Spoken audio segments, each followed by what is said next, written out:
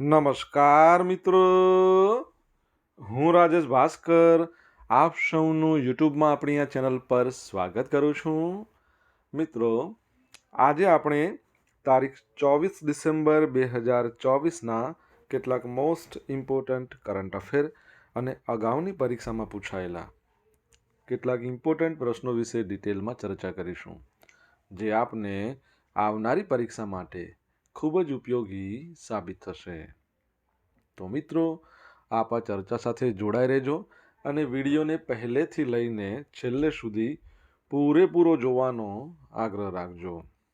તો ચલો મિત્રો, શરૂ કરીએ.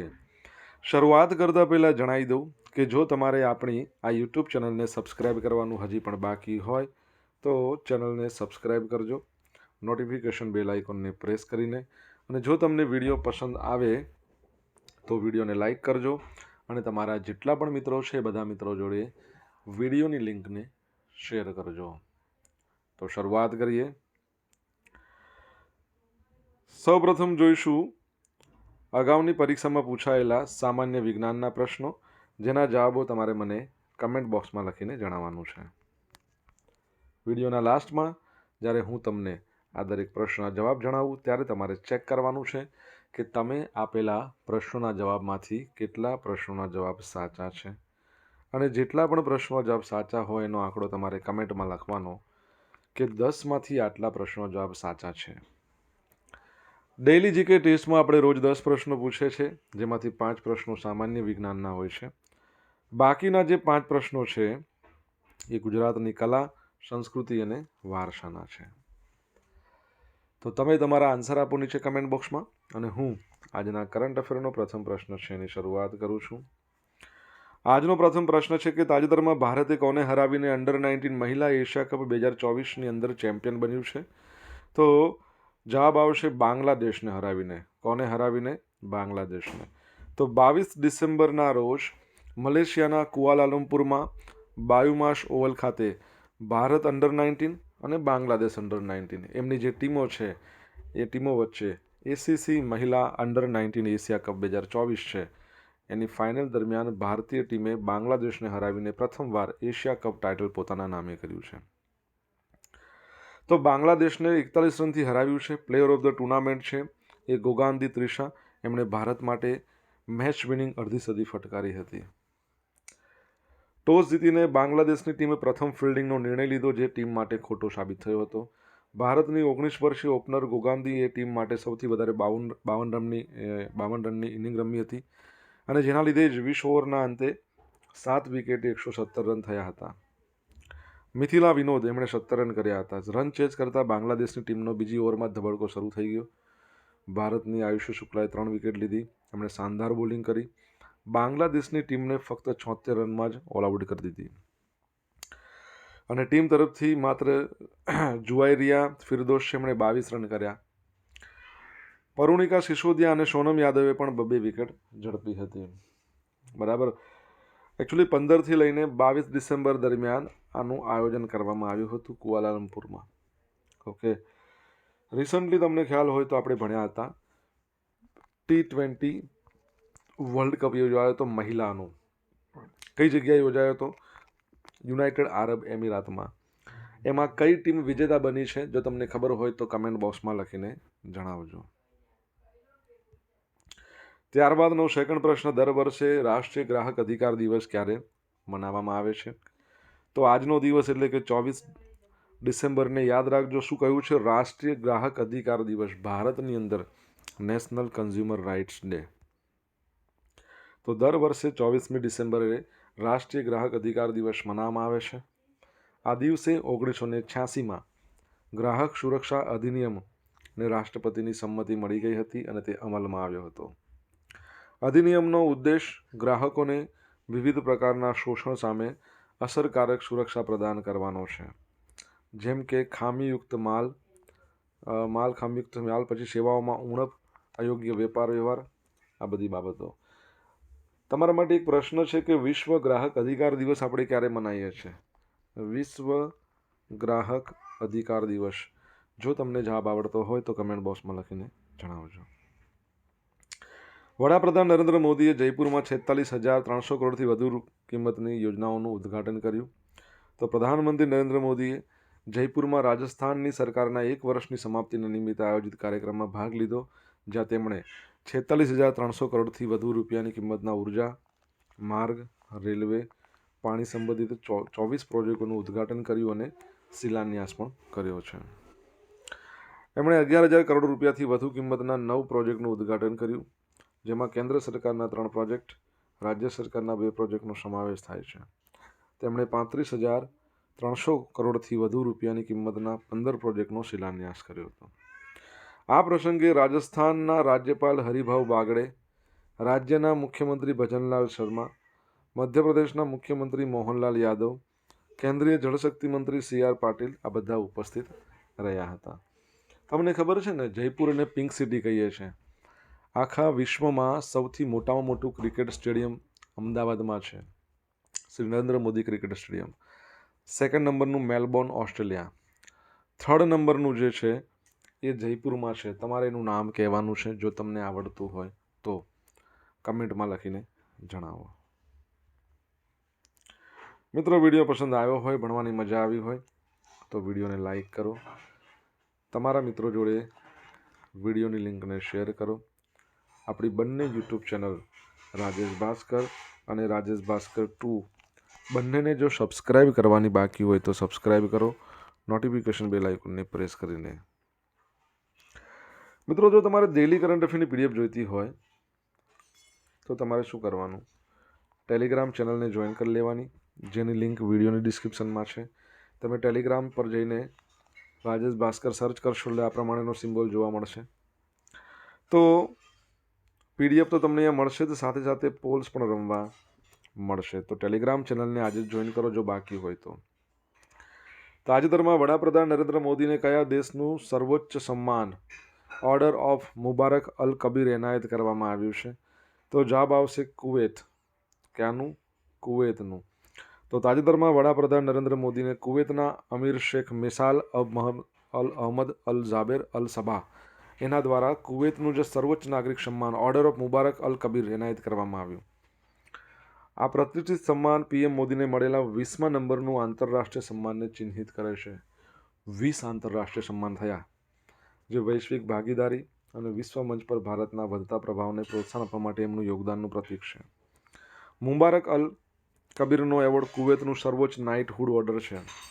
તે રાજ્યના વડાઓ, વિદેશી સાર્વભૌમ, રાજવી પરિવારોના સભ્યોની મિત્રતા, સદભાવનાના સંકેત તરીકે એનાયત કરવામાં આવે છે. અગાઉના પ્રાપ્તકર્તાઓમાં તમે જુઓ તો bill Clinton, prince Charles, George bush આવા બધા વૈશ્વિક નેતાઓનો સમાવેશ થાય છે. આ એવોર્ડ ભારત અને કુવૈત વચ્ચેના મજબૂત રાજદ્વારી સંબંધોને રેખાંકિત કરે છે. PM મોદીએ આ પુરસ્કાર ભારતના લોકો અને બંને રાષ્ટ્રો વચ્ચે કાયમી મિત્રતાને સમર્પિત કર્યો છે. બરાબર છે. તમને ખબર છે, આના સિવાય રિસન્ટલી આપણે ભણ્યા હતા, વડાપ્રધાન નરેન્દ્ર મોદીને 2 દેશના સન્માન આપવામાં આવ્યા છે. બરાબર છે. એક તો છે ઓર્ડર ઓફ એક્સલન્સ અને બીજો છે એવોર્ડ ઓફ ઓનર. એ બંને કયા દેશો તમને ખબર હોય તો તમે જણાવો. કુવૈતની વાત કરી, કેપિટલ કુવૈત સિટી છે અને એની કરન્સી કુવૈત દિનાર છે. બરાબર. એના અમીર શેખ છે મિસાલ અલ અહમદ અલ જાબેર અલ સબાહ. આ યાદ રાખજો. તાજેતરમાં કયા દેશે વધુ સારી પરિવહન સુવિધાઓનો ઉપલબ્ધ કરાવવા દરિયામાં મોટો કૃત્રિમ દ્વીપ બનાવ્યો છે? તો જવાબ રહેશે ચાઇનાએ. કોણે બનાવ્યો છે? ચીને બનાવ્યો છે.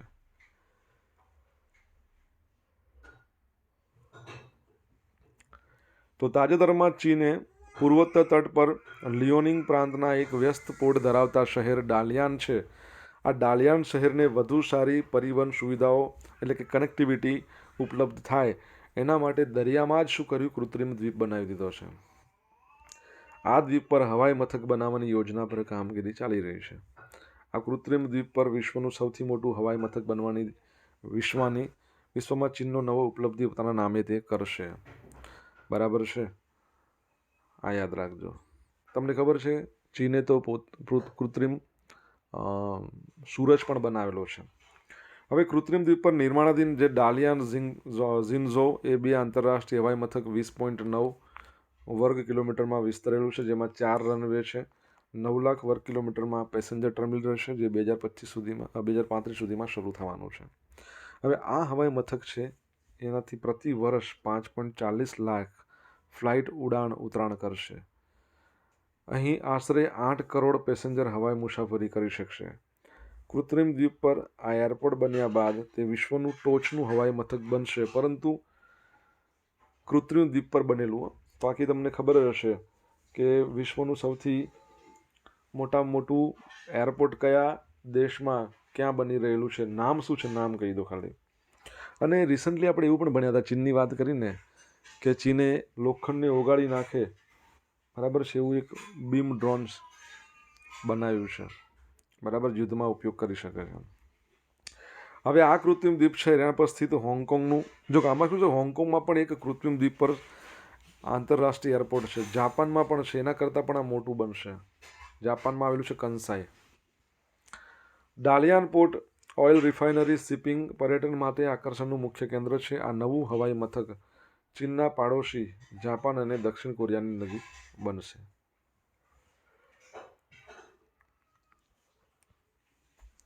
ચીનની વાત કરીએ, ચીનનું કેપિટલ બેઇઝિંગ છે, કરન્સી રેનમેનવી છે, પ્રેસિડેન્ટ શી જિનપિંગ છે. ભારત ચીનની બોર્ડરને કહેવાય છે રેડ ક્લિપ ના કહેવાય, રેડ ક્લિપ તો કોને કહેવાય છે? ભારત પાકિસ્તાનની. મેકમોહન લાઇન ભારત પાકિસ્તાનની બોર્ડર. રિસન્ટલી આપણે ભણ્યા હતા કે લાઇન ઓફ એકચ્યુઅલ કંટ્રોલ છે એના પર જે વિવાદ ચાલી રહ્યો છે એના માટે ડિસ્કસ કરવા માટે આપણા national security adviser Ajit Doval એ ક્યાં ગયા હતા? ચાઇના ગયા હતા. Bharat ISSF junior world cup 2025ની યજમાની કરશે. ઇન્ટરનેશનલ શૂટિંગ સ્પોર્ટ્સ ફેડરેશન એને junior world cup rifle, pistol, shotgun 2025ના યજમાન તરીકે ભારતની જાહેરાત કરી છે. ભારતમાં આયોજિત આ પ્રથમ ISSF જુનિયર વર્લ્ડ કપ છે. તે છેલ્લા એક દાયકામાં દેશ દ્વારા આયોજિત 9મી ટોચની સ્તરની શૂટિંગ ચેમ્પિયનશિપ્સને ચિહ્નિત કરે છે. એટલે 9 જેટલી આવી આંતરરાષ્ટ્રીય ચેમ્પિયનશિપ યોજાઈ છે આપણા ભારતમાં. National rifle association of India એના પ્રશંસનીય ટ્રેડ રેકોર્ડમાં એક વધુ પ્રશંસા ઉમેરવામાં આવશે આના કારણે, બરાબર છે. ISSF international shooting sports federation, બરાબર છે, એને વાત કરીએ તો 1907માં એની સ્થાપના. જર્મનીનું મ્યુનિચ છે ત્યાં તેનું કેપિટલ છે અને પ્રેસિડેન્ટ છે લ્યુસિયાનો રોશી. તમારા માટે એક સરસ પ્રશ્ન છે. ઇન્ટરનેશનલ શૂટિંગ સ્પોર્ટ્સ ફેડરેશનની વાત કરીને તો આપણા ભારતના એક શૂટર છે, મહિલા શૂટર, એક જ ઓલિમ્પિકમાં 2 બ્રોન્ઝ મેડલ લાવ્યા. તમને નામ ખબર હોય તમે જણાવી શકો છો. સોશિયલ મીડિયાના માધ્યમથી તમે મારી જોડે કનેક્ટ રહી શકો છો. મારું ઇન્સ્ટા આઈડી છે rajesh.i.bhaskar, ફેસબુક આઈડી છે RI ભાસ્કર અને ટેલિગ્રામ, બરાબર છે, અને આપણી ટેલિગ્રામ ચેનલ છે રાજેશ ભાસ્કર, જ્યાં તમને ડેલી કરંટ અફેરની PDF મળશે અને પોલ્સ રમવા મળશે. જો મિત્રો ભણવાની મજા આવી હોય તો વિડીયોને એક લાઇક કરો, તમારા મિત્રો જોડે વિડીયોની લિંકને શેર કરો. ચેનલ સબસ્ક્રાઈબ કરવાનું બાકી હોય તો સબસ્ક્રાઈબ કરો, નોટિફિકેશન બેલ આઇકોનને પ્રેસ કરીને. તાજેતરમાં કયા રાજ્યની સરકારે AI ટાસ્ક ફોર્સની રચના કરી છે? તો આપણા ગુજરાતે. તો ગુજરાત સરકારે વિવિધ ક્ષેત્રોમાં આર્ટિફિશિયલ ઇન્ટેલિજન્સનો શ્રેષ્ઠતમ ઉપયોગ કરવા માટે AI ટાસ્ક ફોર્સની રચના કરી. 10 સભ્યોની ટાસ્ક ફોર્સ છે. કોનો કોનો સમાવેશ થાય છે એમાં? ICT, કેમ આવું થાય છે? ICT, IIT, બરાબર, એના ડિરેક્ટર, પછી ICT, IIT, IIIT ડિરેક્ટર સહિત 5 જેટલા વિવિધ તજજ્ઞોનો સમાવેશ કરવામાં આવ્યો છે. સાયન્સ એન્ડ ટેકનોલોજી વિભાગના અગ્રસચિવ છે આ ટાસ્ક ફોર્સના અધ્યક્ષ તરીકે સેવા આપશે. પ્રારંભિક તબક્કે 1 વર્ષના સમયગાળા માટે રચાયેલા આ ટાસ્ક ફોર્સની વાર્ષિક સમીક્ષા કરીને તેનો સ્કોપ ઓફ વર્ક અને કામગીરી વધુ સારી લંબાવવા માટે યોગ્ય સુધારા કરવામાં આવશે. ટાસ્ક ફોર્સના સભ્યોમાં ICT ગવર્નન્સ ડિરેક્ટર હોય, IIT ગાંધીનગરના ડિરેક્ટર, IITના ડિરેક્ટર, ઇન્ડિયા AI મિશન વરિષ્ઠ તજજ્ઞ, તેમજ NIC, CDEC, NVIDIA, iSpirit, બરાબર છે, એના વરિષ્ઠ તજજ્ઞો, આટલા બધી સંસ્થાઓના વડા ના કહી શકે, તજજ્ઞો. ગિફ્ટ સિટી છે ને, જે ગાંધીનગરમાં આવેલું છે, ત્યાં આર્ટિફિશિયલ ઇન્ટેલિજન્સ સેન્ટર ઓફ એક્સલન્સની સ્થાપના માટે માઇક્રોસોફ્ટના સાથે એમઓયુ થઈ ગયા છે સરકારના. આ સેન્ટરમાં machine learning, cognitive services, boat services, આવા બધા મુખ્ય ટેકનોલોજીનો ઉપયોગ કરાશે. હવે આપણા સીએમ છે ભૂપેન્દ્રભાઈ પટેલ, એમણે એઆઈ ટાસ્ક ફોર્સની રચનાને અનુમોદન આપ્યું છે અને ડીએસટી દ્વારા આ એઆઈ ટાસ્ક ફોર્સની રચના સંદર્ભે વિસ્તૃત ઠરાવ પણ બહાર પાડવામાં આવ્યો છે. ઓકે, એઆઈ પરથી યાદ આવ્યું મને, તમને ખબર હોય તો કેરળની અંદર એક આઈરિસ રોબોટ, મહિલા રોબોટ બનાવવામાં આવ્યો હતો. બરાબર છે. બીજો તમારા માટે એક પ્રશ્ન છે, ભારતનું પ્રથમ એઆઈ સિટી ક્યાં બનશે? જો તમને જવાબ આવડતો હોય તો તમે કમેન્ટ બોક્સમાં લખીને જણાવી શકો છો.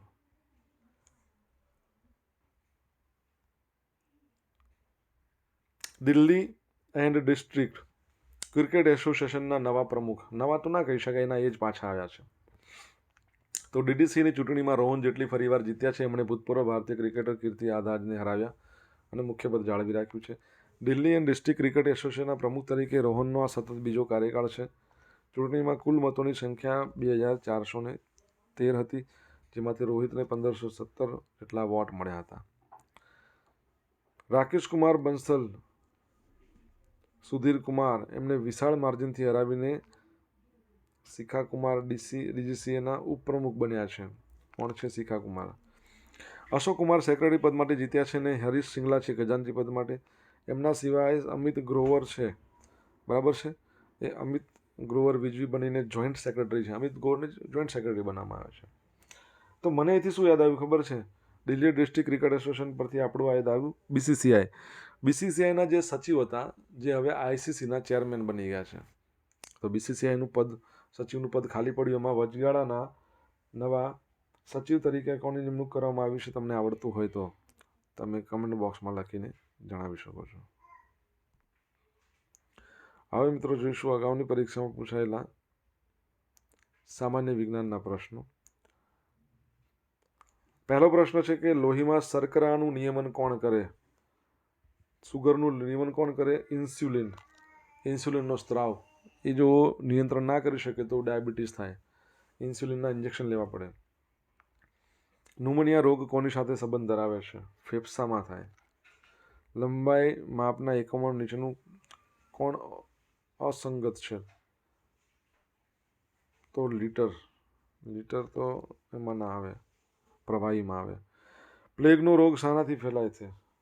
તો ચાંચડ દ્વારા. સૂર્યની સૌથી નજીકનો ગ્રહ કયો છે? બુધ છે. કયો ગ્રહ છે? બુધ ગ્રહ છે. હવે મિત્રો જોઈશું અગાઉની પરીક્ષામાં પૂછાઈ ગયેલા ગુજરાતની કલા, સંસ્કૃતિ અને વારસાના પ્રશ્નો. પહેલો પ્રશ્ન છે કે મહારાજા સયાજીરાવ યુનિવર્સિટી ભારતનાટ્યમ વિભાગના અધ્યક્ષ રહીને આ નૃત્યશૈલીને ગુજરાતમાં વિકસાવવામાં કોણે પ્રદાન કરેલું છે? અંજલિ મેઢ. ભૂંગળીઓ અને પેટી માસ્તર શબ્દો નીચે પૈકી કોની સાથે સંકળાયેલા છે? બરાબર છે. તો ગુજરાતનું ક્યાં ગયું? આ લોકગીત. કયા પ્રકારના ગીતોને રાજ્યા કહેવામાં આવે છે? કલ્પાતના ગીતોને. ગુજરાત ફિલ્મોને કરમુક્તિ બનાવવાની યોજનાનો પ્રારંભ કઈ સાલમાં થયો? તો 1970માં. પરિત્રાણ, અંતિમ અધ્યાય, ગૃહારણ્ય વગેરે કોના ઉત્તમ નાટકો છે? તો જવાબ આવશે મનુભાઈ પંચોળી. ઝેર તો પીધા છે જાણી જાણી દર્શક એમનું ઉપનામ. હવે મિત્રો ગઈકાલે પૂછેલા પ્રશ્નો જવાબ જોઈ લે. પહેલો પ્રશ્ન, તાજેતરમાં કયા ગુજરાતી સાહિત્યકારને કુવેમ્પુ રાષ્ટ્રીય પુરસ્કારથી સન્માનિત કરવામાં આવ્યા? તો હેમાંશી શેઠને. સેકન્ડ પ્રશ્ન, કોને મિસ વર્લ્ડ યુએસએ 2024નો તાજ પહેરાવવામાં આવ્યો છે? તો કેટલિન સાન્દ્રા-નીલ. હવે મિત્રો જોઈશું આજે પૂછેલા પ્રશ્નોના જવાબ. પહેલો પ્રશ્ન હતો 9મા નંબરનું જે T20 વર્લ્ડ કપ હતો મહિલાનો, એમાં વિજેતા કોણ હતું? ન્યૂઝીલેન્ડ. કોને હરાવીને? તો હરિયાણાને હરાવી. ન્યૂઝીલેન્ડે હરિયાણા ક્યાંથી આવ્યું? સાઉથ આફ્રિકાને હરાવીને. સેકન્ડ નંબરનો પ્રશ્ન છે વિશ્વ ગ્રાહક અધિકાર દિવસ ક્યારે મનાવીએ છીએ આપણે? 15મી માર્ચ. ત્રીજો પ્રશ્ન તમારી માટે છે. વિશ્વનું 3જા નંબરનું સૌથી મોટું ક્રિકેટ સ્ટેડિયમ જે બનાવવામાં આવી રહ્યું છે ક્યાં? તો જયપુરમાં. નામ શું છે? નામ છે અનિલ અગ્રવાલ ક્રિકેટ સ્ટેડિયમ. ચોથા નંબરનો પ્રશ્ન છે કે રિસન્ટલી આપણા વડાપ્રધાન નરેન્દ્ર મોદીને ગુયેના કરીને દેશ છે એનો સર્વોચ્ચ સન્માન ઓર્ડર ઓફ ધ એક્સલન્સ આપવામાં આવ્યો અને ડોમિનિકા નામનો દેશ છે એનો પણ એવોર્ડ છે ડોમિનિકા એવોર્ડ ઓફ ઓનર આપવામાં આવ્યો છે. 5મા નંબરનો પ્રશ્ન કે વિશ્વનું સૌથી મોટું ઇન્ટરનેશનલ એરપોર્ટ છે અલ મખ્તોમ બનશે દુબઈમાં. બરાબર છે, દુબઈની અંદર યુએઈમાં. ત્યારબાદનો ક્વેશ્ચન છે ઓકે કે રિસન્ટલી આપણે જોયું હતું ઓલિમ્પિકની અંદર પેરિસ ઓલિમ્પિકમાં 2 બ્રોન્ઝ મેડલ લાવ્યા છે એક જ રમતમાં. કોણ છે? મનુ ભાકર. 8મા નંબરનો પ્રશ્ન શું છે? તો 8મો ને 7મો છે. 5 4 5 6 7. બીસીસીઆઈના નવા સચિવ કોણ બન્યા છે? તો દેવજીત સકિયા. અને 8મા નંબરનો પ્રશ્ન છે એઆઈ શહેર ભારતનું પ્રથમ કયું બનશે? લખનઉ. હવે મિત્રો જોશું ગઈકાલના કરંટ અફેરમાંથી પૂછેલા કેટલાક ઇમ્પોર્ટન્ટ પ્રશ્નો જેના જવાબો તમારે કમેન્ટ બોક્સમાં લખીને જણાવવાના. પહેલો પ્રશ્ન તાજેતરમાં કોના દ્વારા પોષણ ઉત્સવ 2024નો ગાંધીનગર ખાતેથી રાજ્યવ્યાપી શુભારંભ થયો? સેકન્ડ પ્રશ્ન goods and service tax GST કાઉન્સિલની 55મી બેઠક ક્યાં યોજાઈ? જો જવાબ આવડતો હોય તો કમેન્ટ બોક્સમાં લખીને જણાવજો. તો આ હતા આજના દિવસના કેટલાક મોસ્ટ ઇમ્પોર્ટન્ટ કરંટ અફેર. આશા રાખું બધાને ભણવાની મજા આવી હશે. મજા આવી હોય તો વિડીયોને લાઇક અને શેર કરજો. બરાબર છે. આપણી બંને યુટ્યુબ ચેનલ રાજેશ ભાસ્કર 2ને સબસ્ક્રાઇબ કરજો નોટિફિકેશન બેલ આઇકોનને પ્રેસ કરીને. તો મિત્રો thank you so much for watching this video. Have a nice day. Jai Hind, જય ભારત.